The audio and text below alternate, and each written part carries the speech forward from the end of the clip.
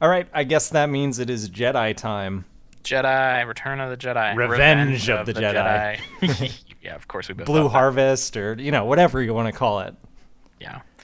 Yeah, this was I loved this movie when I was a kid, and I will admit that I always fast forward through the Tatooine stuff, or I did when I was a kid because I thought it was boring. I wanted to get to the space battles. Uh-huh. Yeah. But now I'm like, oh, that stuff was really great. I was really missing out. Oh well.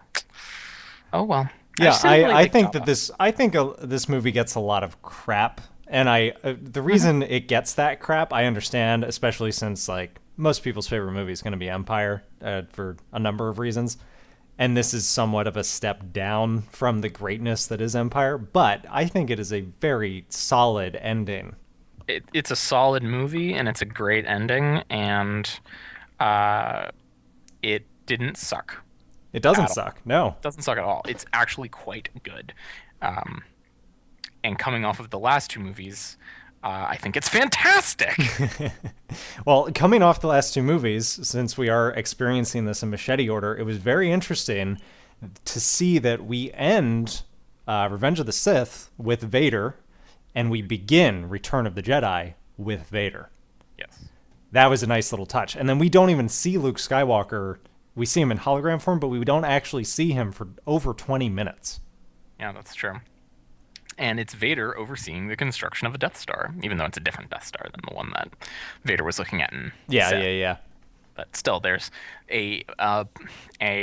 there is an intentional thematic connection there because George Lucas was trying to tie those two movies together, but having them touch in order draws it out a little more explicitly. That was cool. I liked that, and we go back to Tatooine. Yeah. It's like it's all roads lead to Tatooine. Tatooine is like the 1955 of this universe. Like 1955 is like the hub of the universe of Back to the Future. Tatooine is like the hub of everything. Which in is Star really Wars. weird because doesn't Anakin describe it as the thing that is furthest from the bright star in the center of the galaxy? Yeah, Luke. Yeah, It's Luke. yeah, yeah. It's a backwater world with moisture farmers, and yet it has a lot of consequence. Alicia was asking me, and I wasn't really able to. I defended it as best I could, and then I was like, I don't know. Now I'm scratching my head. Why are all these worlds ruled by the Hutts? How did they get in that position of power, being the big slug-like beings that they are? Okay, good. I don't know. And I know that My especially on defense was just like, well, they're like the mafia. They're like gangsters. And she was like, I know, but they're giant slugs. Why don't people just kill them? right. It seems like they wouldn't How be do able they to, defend themselves? They have tiny arms. and they don't look like they can move very quickly.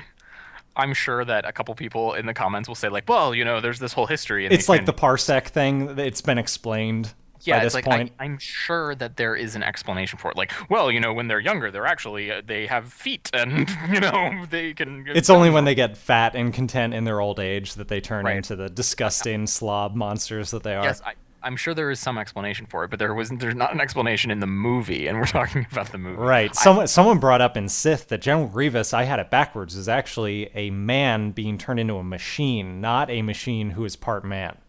And Yeah, I didn't how know would that. you ever know that from the movies? You would never would. I know that was pretty cool. That made it so much more interesting for his character. I was like, well, that is actually kind of cool. He's like the $6 million man. Exactly. Well, the Huts. I don't know. I don't know. Just big question mark over my head on that now. Thanks a lot, Alicia. I Critical guess thinking. I've never thought about it before. Because you're not supposed to think about that. No, you're supposed to be like, I can't wait for that thing to die. Yeah, and Leia. Ooh, damn, damn Leia. Boy, we're gonna talk about- Carrie Fisher really grew up, didn't she? Oh my gosh. Yeah, she did. And then I think she bottomed out, and I think this is like her last movie, that last big movie that she did. Yeah, there was that before whole, or after like- Harry met Sally. I don't know. But was- this was when she got all tangled up with John Belushi and drugs and not good stuff. The darker hey, side of Hollywood. She's made hay out of it with one-woman shows. Yes, she's good now. She's healthy and healed. Yes. So, we're going to start off by talking about Lando, because we kind of didn't really talk about him. Yeah, we glossed over him in Empire. He was just like another plot point to us, but he's got pretty developed character motivations now. one thing in Empire that I always thought was cool when I noticed it the first time was when he takes off with the Falcon to go find Han. He's wearing Han's clothes. Is he? Yeah, he's wearing a vest and everything like Han did. I don't think I noticed that. I noticed him recently. I'm pretty sure that that's what they were going for there. Or he was, wearing very similar clothes to Han, because he changed a little bit as a character. Yeah. And also it's just like that's what Han always wears. He's probably got them, in the closet in the Millennium Falcon, and it's like, well, I don't have any clothes. I guess I'll just wear yours, Han. He is in deep cover at the beginning of this movie. Yeah. How did that happen? I don't know. The droids let us know that Lando and Chewie both went here, although we see Chewie show up, so obviously he got diverted somehow, and they never returned. So Lando must have been there for a while. I read online that this is supposed to be only 1 year after Empire Strikes Back. Mm-hmm. So I guess he immediately went there, and he's been embedded ever since, waiting for a plan to work itself out. Yeah, so he's in the guard for Jabba. He's not really hiding, but I guess no one knows who he is. Yeah, and he's sort of their internal. We'll talk about Luke later, but he's sort of the the internal piece along with R2 that Luke needed to get into the organizations to They're make the this Trojan plan work. horses. Yeah. So one of my favorite moments of this movie is when Lando is being sucked into the Sarlacc pit, and Han is blind and trying to. He's got that stick out there. He's just like, just a little higher, just a little higher, and then Han pulls out that gun, and you can just see in Lando's face like, no. I thought you couldn't see. You said you couldn't see. I can see a lot better now. No, just a little higher. That's one of my favorite moments of this entire series, and it's a nice little bonding experience between Lando and Han. Lando and Han obviously have a very storied past, and if you know any of the universe, Han won the Millennium Falcon from Lando in a game of cards. Yeah. So Lando is, he's part of the rebellion in a big way now. He went from being the administrator on a sort of seedy mining operation where he compromised with the Empire. Yeah, he was like a private sold his entrepreneur. friends. Yeah, and he also sold out his friends and, innocent people, and that's kind of not cool. He's now bought in 110%. So much so that he's like leading the charge. What does he say?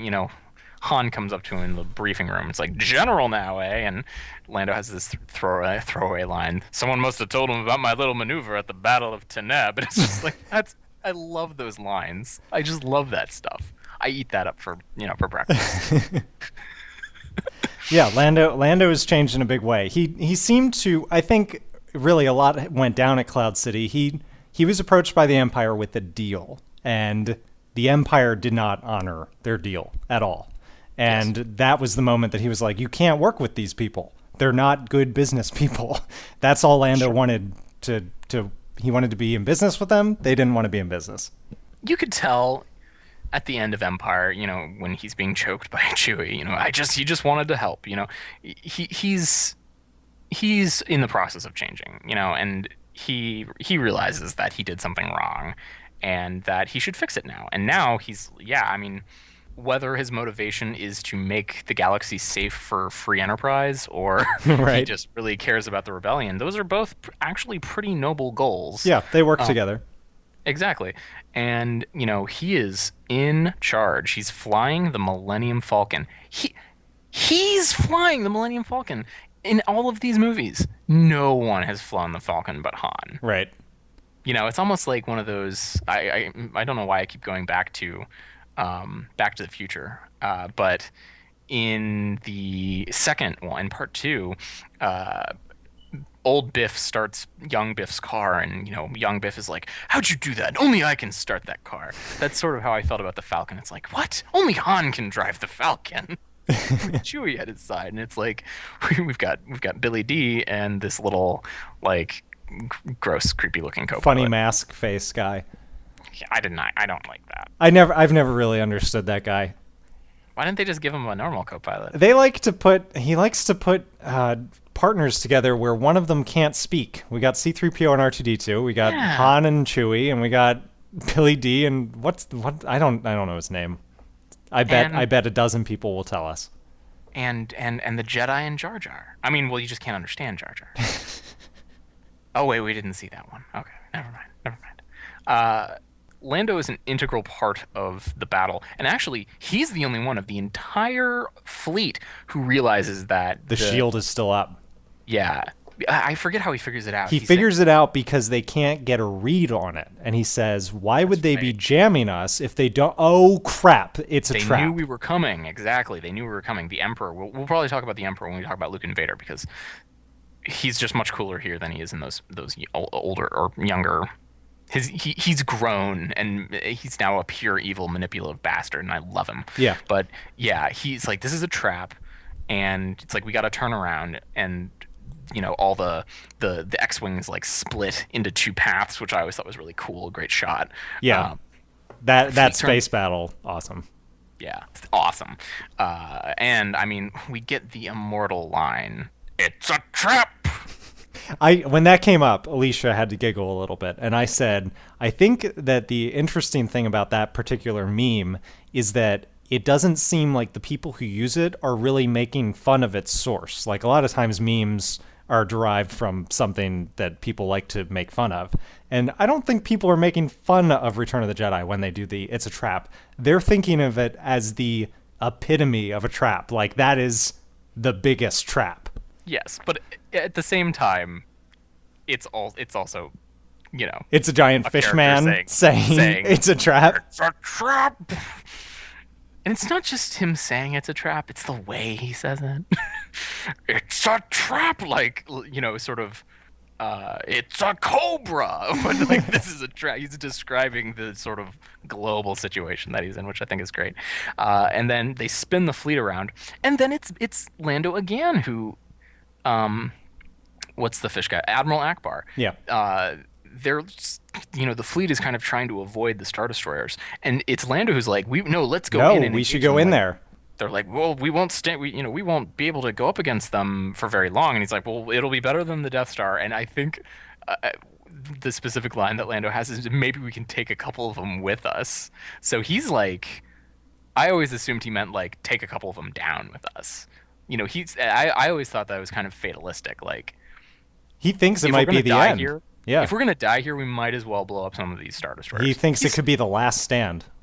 Here's the fully armed and operational battle station behind him that's blowing up ships, and you got dozens of Star Destroyers versus their like ragtag crew. It's the crew. Imperial fleet. It's the entire fleet. That's the whole fleet. All of them are there, and the shield is still up. And I think at that point he probably thinks that Han and Leia are dead. Well, he definitely knows that their mission has not gone according to plan. It's failed. Yeah. So this is not great, and apparently they had a little more in them than they thought, because when the shield is down, they're still alive, and they bring down that badass Star Destroyer. Super Star Destroyer. The Super Star Destroyer. And also it seems like it was blind luck, because just a random fighter happens to hit the bridge. Right. And then it's like, we're going down. Yeah, I like that when ships are disabled, they go wildly out of control, as if they're falling through the atmosphere or something, like when you would take out a plane. Yeah, how did it hit the Death Star? Wasn't the battle happening really far away from the Death Star? I guess they lured them over. I don't know. I've never thought about that until now, because like when you're in the throne room and the Emperor, you can see it at quite a distance. It's like far away. It's little specks and blips. Yeah, it's like looking at a light bright out the window. I always thought that was really cool, and this is like a little note for George Lucas. He had me right in the middle of like the biggest space battle ever, and I was sort of bored by it. And then a space battle that I can just barely see off in the distance with little flecks and sparks and stuff was eminently way cooler to me than the whole battle above Coruscant. Even though it was Because of the emotion and the characters. It's the Emperor sitting there saying, "Your friends have failed and your fleet is lost," and you're like, "Oh my God, it's so far away and they look so small, and the Emperor is so big, and even though he's an old, weak old man." So Lando gets to lead the cavalry charge through and to blow up the reactor core. Did you ever, even when you were a kid, like the first time you saw this movie, did you ever think that he wasn't gonna make it? I don't know. I don't know. Maybe. Maybe I did. I wonder if like audiences thought. I mean, they lead you right up into the end. I think it's only like the last 10 minutes that you finally like everything is okay. I think it's right up till the end that you're gonna doubt. And actually, as we've mentioned before, Joss Whedon has a tendency to kill a character to make you think that the stakes are even higher. Yeah. They were going to kill Han Solo. Yeah, Harrison thought that they should have killed Han Solo. And I would argue that there were very good reasons that they should have. It would have made you way more anxious at the end because you could think that at any moment any of these characters are going to die. Yeah, I mean, some of the lines are even still in there. They excised that. I think that the original script called like Lando was probably part of the fight, but Han was going to fly the Falcon and die in battle, like probably as they blew up the Death Star. Okay. He was going to go down with the Falcon, and that's where that line, like "I just get the feeling like I'm never going to see her again," comes from.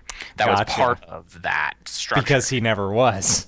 He never was. He was gonna die, or that I mean, maybe at some point they were gonna have him die on Endor or something. But yeah, he was gonna die, and then they're like, well, he's Han Solo. He's Han Solo. He's gonna sell 1 million action figures. I know. It's like how many people want to play with a Han Solo corpse action figure? That's not fun. Corpse action. He starts bleeding from the eyes. Well, this isn't fun. This isn't fun at all. Corpse action. I'm sorry. This is inappropriate. We have other things to talk about. So Lando's a hero. Good for Lando.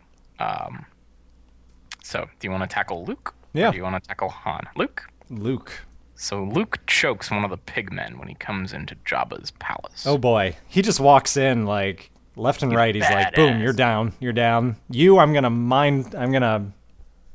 to Jedi mind trick you. Oh yeah, he totally owns that guy with the head tails. I believe they're called Twi'leks. Right? Yes. I know that. Yes. He totally owns that Twi'lek dude. He's like, "You will take me to Jabba now. I will talk." You serve your master well. Yeah, and you'll be rewarded. And he keeps mumbling whatever Luke said, but right. in Twi'lek. What I really loved, though, was they obviously didn't spend a lot of time on what the Twi'lek language was going to be, because "you will take me to Jabba now" translates to "I will talk to Jabba now." And it's basically like they took English words and either said them basically the same or like just substituted another word with the same number of syllables. It's like Spanglish, but Twilish or something. Yeah.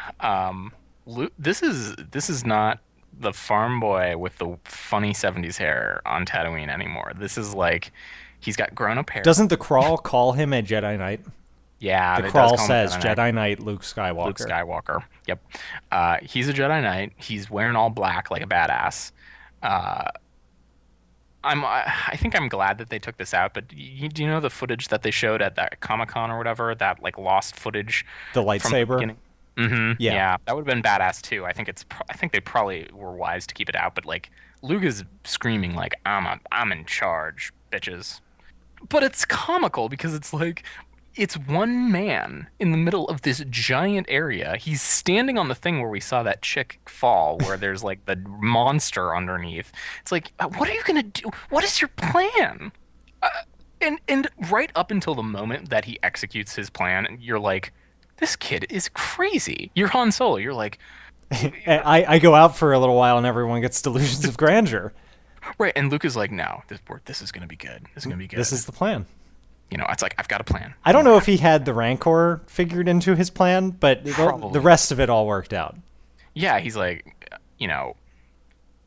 it's hysterical. They're out on that little skiff. The boat, the barge. the boat. They're on the little boat, and when they've got the big boat.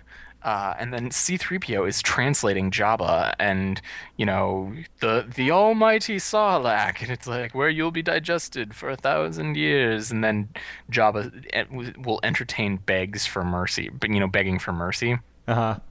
and Luke, his arms are in cuffs. They have no weapons. There are dozens of guards. And he says, "Tell Jabba to free us or die." The balls on this kid. Man! And then this has been parodied a lot, and I'm thinking of the Family Guy parody specifically right now. You get that going to everyone's eyes thing, and it's like music's like bum, bum, bum, bum, and then Luke gives the nod, and Lando's like, All it's right, on. we're doing this. Got it. And he does that backflip. He flips himself up in the air. R2D2 R2 is fires right there the saber. turns it on, and it's like when Luke has the lightsaber. This is something that we'll talk about this in the wrap up. Is lightsabers? In these movies, when someone has a lightsaber out, it means business. Yeah. It is not like they're not like turning their lightsabers on all the time like in the previous two movies. It's that he just wrecks that crew. He just like deflecting laser bolts, and he's chopping people in half, and then he gets to swing across from the barge to the Nice little homage to New Hope. Yeah, exactly. After Leia has just wrecked Jabba. Oh, best death scene ever. I have absolutely no problem with Leia being the one to slay Jabba. Well, he degraded her. Yeah. It was. I don't know if she was supposed to be in that place, but it worked out perfectly well.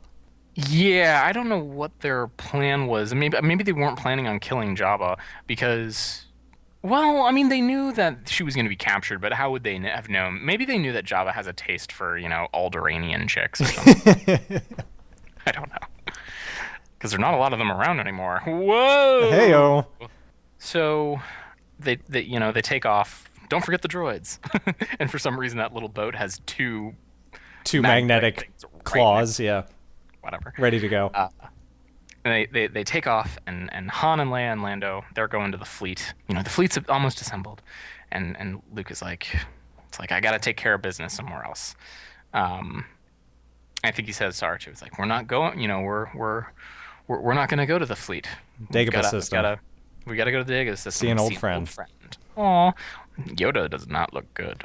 Wow. Yeah. It's been a year. Really? Because it looks like he's aged from 800 to 900. Yeah. By the way, Elaine and Ron, they were like, when they were talking about that they liked the lightsaber scene with Yoda in Attack of the Clones, they were like, well, he was a younger Yoda. It's like, he was like 20 years younger, but he's still like... He's 900. He's like, 20 years difference for someone who's 900 years old is not like a lot of years difference. Can't be. Yeah, I don't know. Maybe his will to live is just going away. It's sort of like how Padme died. I thought that maybe the mystery rested in his species, and I went to go about and look that up. Did you know that Yoda's species is not known? I think I knew that. It's just defined as Yoda's species. Maybe he's the only one. He's not, though. There's at least one on the Jedi Council in episode 1 and 2. So I don't know what that means. But it actually, Alicia was like, is he a person? Like, is he a human who has transformed with the Force? Like Smeagol. And I kind of like that idea, but I don't know that it's ever unless it wasn't expressed on the wiki. I don't think that's ever been worked out. Yeah, and quite frankly, I'm sure that they've made reference to Yoda's species. So that's too clever by half for any of them. For it to be a human. Yeah, they were like, no way. It's like, no, Yoda, he's always been like that, and he flips around and fights with lightsabers. So he's dying. I can't believe how emotional his death scene is. Just as a puppet, it's amazing. That Frank Oz, he knows his stuff. Yeah. Twilight is coming, and soon night must fall. And he says, it's this is if you've been paying attention to and how can you not, the themes and the tones that the previous two movies have been slapping us over the head with about death and possession. Here Yoda gives the definitive final statement. It is the way of things. It's the way of the Force. Things die. And that's just the way it is. And Luke has a moment, just like his dad. Yoda tells him, like, I'm dying. And Luke has the most innocent voice. He says, but Master Yoda, you can't die. And I don't know what he's thinking there. Like, Yoda, you must be so powerful with the Force. Or, like, you can't die because that's crazy or whatever. But Yoda's like, no, dude, people die. It's just, and that's the way of everything. You just got to make your peace with that. I've had a good long life. He took him out to the cliff, and he was like, Simba, look on these lands. Yeah, it's the circle of life. Exactly. You have a good James Earl Jones. Maybe it's all the Star Wars recently. Maybe. And then he just fades away. Old soldiers don't die; they just fade away. Mm-hmm.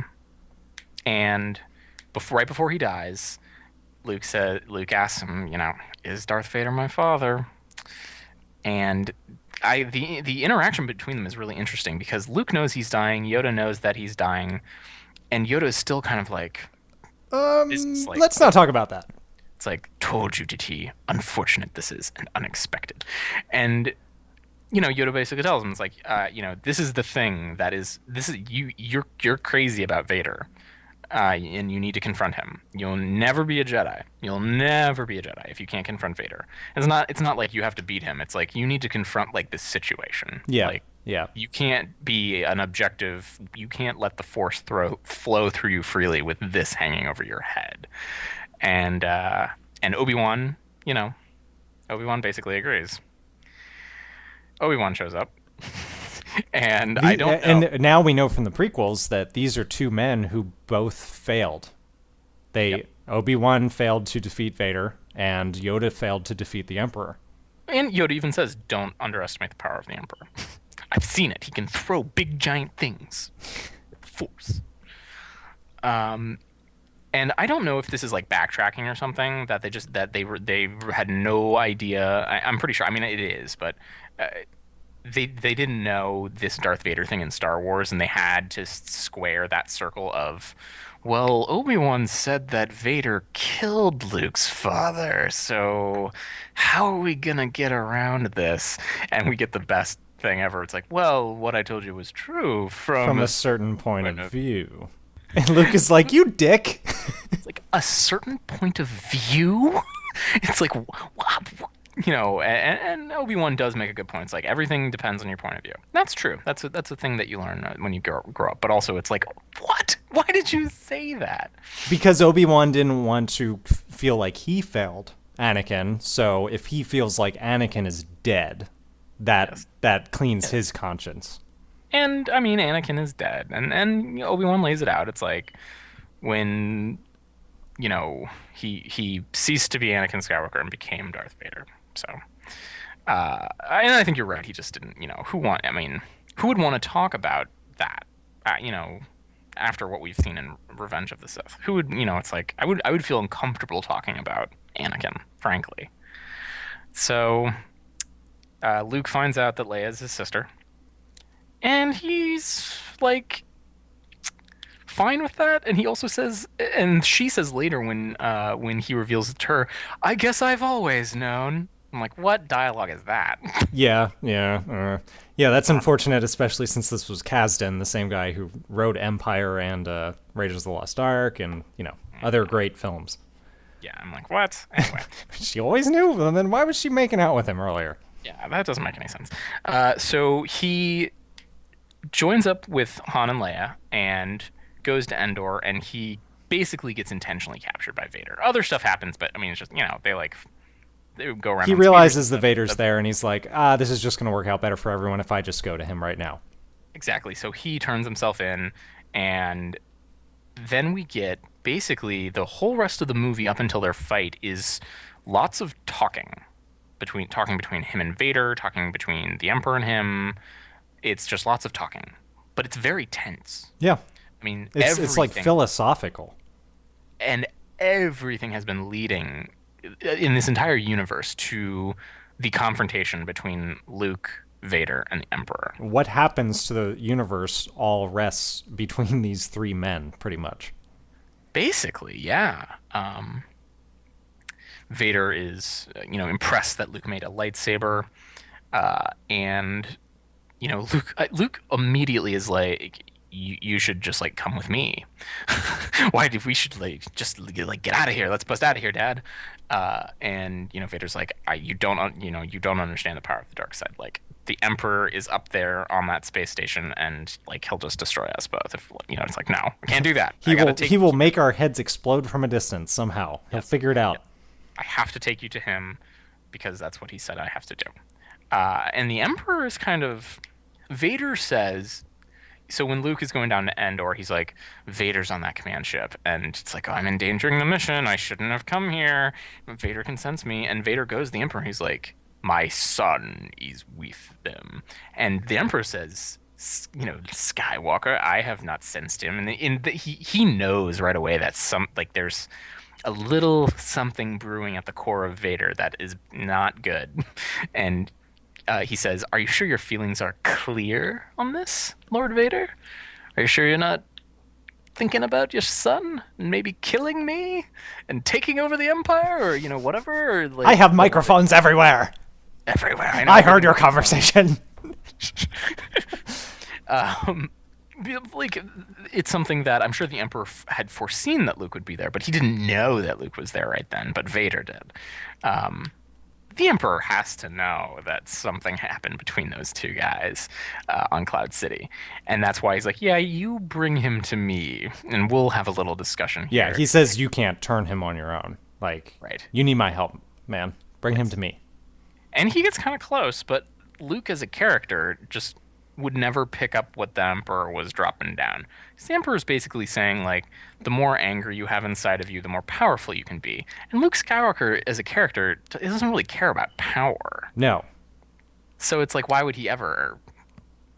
He might get angry, yes, and he definitely gets angry. And those two guys are really good at getting in his head, like in a big way. But he is not interested in a conquest of power like Anakin was. No. The Emperor says, take your Jedi weapon, strike me down, and, all this stuff. And Vader is like, looking in his head, it's like, you have a twin sister. Your thoughts have betrayed her too. And that's what sets him off. It's like, if you won't turn, maybe she will. And he freaks out like you would, but then he realizes. Like Anakin did. Like Anakin did.